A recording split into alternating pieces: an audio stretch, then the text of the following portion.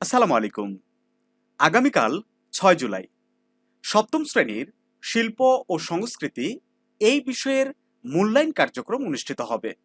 সুপ্রিয় শিক্ষার্থী বন্ধুরা, গত ৩ জুলাই পরীক্ষার পরে তোমরা নিশ্চয়ই লক্ষ্য করেছ, একদিন আগেই ফেসবুকের বিভিন্ন গ্রুপ এবং ইউটিউবের বিভিন্ন চ্যানেলে এর প্রশ্ন, এর সমাধান প্রকাশ করে দেওয়া হয় এবং যেটি নিয়ে সচেতন অভিভাবক মহলে ব্যাপক আলোচনা সমালোচনা তৈরি হয়, যার প্রেক্ষিতে শিক্ষা মন্ত্রণালয় এই বিষয়টি আমলে নিয়ে একটা নোটিশ জারি করে এবং সেই নোটিশে তারা স্পষ্ট করে বলে দেয় যে কোনো শিক্ষক বা কোনো শিক্ষা প্রতিষ্ঠান এখন থেকে যদি প্রশ্ন ফাঁস কিংবা এই প্রশ্ন কারোর সাথে শেয়ার করার কার্যক্রমের সাথে জড়িত থাকে, তাহলে শিক্ষা মন্ত্রণালয় সেই শিক্ষা প্রতিষ্ঠান বা শিক্ষা প্রতিষ্ঠানের প্রধানের বিরুদ্ধে আইনগত ব্যবস্থা নিতে পারবে।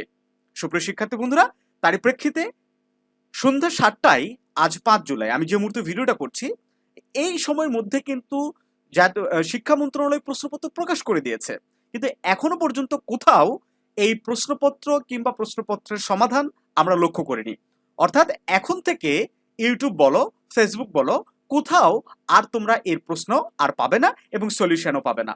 কিন্তু আমরা লক্ষ্য করেছি ইউটিউবের বিভিন্ন চ্যানেলে কিংবা গ্রুপে এরকম ফেক প্রশ্ন দেওয়া হচ্ছে। আমার কথা কি তোমরা বুঝতে পারছো? একটু মনোযোগ দাও। এই যে দেখো, এই সাবজেক্ট হচ্ছে ক্লাস 8 এর একটা সাবজেক্ট। আমরা ইউটিউব চ্যানেলের নাম বলছি না, বাট তোমরা লক্ষ্য করলে দেখতে পাবে এটা দিয়ে বলছে যে এইটাই হচ্ছে আগামীকালের প্রশ্ন। কিন্তু এই তথ্যটা মোটেও সঠিক নয়। এগুলা ফেক প্রশ্ন। ঠিক আছে? তারা নমুনা প্রশ্ন কিংবা শিক্ষার্থীদের বিভ্রান্ত করার চেষ্টা করছে।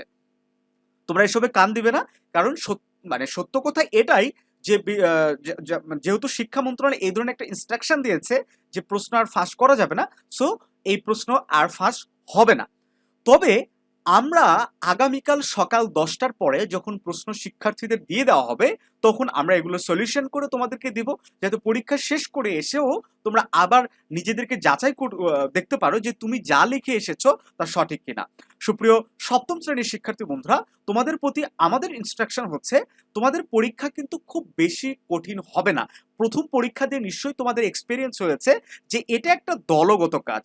তোমাকে প্রশ্ন দেওয়া হবে, সাথে বইয়েরও অ্যাক্সেস পাবে, বইয়ের সাহায্য নিতে পারবে। সবাই কি করবা?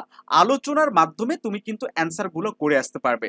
সো এটা একটা খুবই সহজ প্রসেস এবং সবচেয়ে উৎকৃষ্ট হয় বইটাকে বাদ দিয়ে তোমরা দলগতভাবে আলোচনার মাধ্যমে প্রশ্নগুলো উত্তর লিখবে, যাতে করে সত্যিকার অর্থেই এই যে মূল্যায়ন কার্যক্রম সেটার যথার্থতা তৈরি হয়। মূল্যায়ন কার্যক্রমের যথার্থতা কখন হবে? যখন সত্যিকার অর্থেই তুমি নিজের মেধার সমন্বয় ঘটিয়ে এখানে তুমি অ্যান্সার করার চেষ্টা করবে।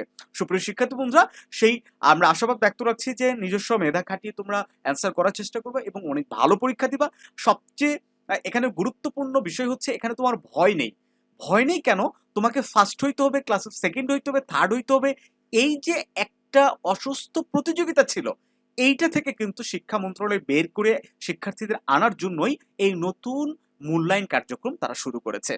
তোমরা যদি নিজেদের মেধার সমন্বয় ঘটিয়ে নিজেদের এক্সপেরিয়েন্সের জায়গা থেকে, পড়ার জায়গা থেকে অ্যান্সারগুলো করো, তবেই কিন্তু এই যে শিক্ষা মূল্যায়ন পদ্ধতি, এটার যথার্থতা প্রকাশ পাবে। ভালো থেকো সবাই, আমাদের চ্যানেলটি সাবস্ক্রাইব করে আমাদের সাথে থাকবে।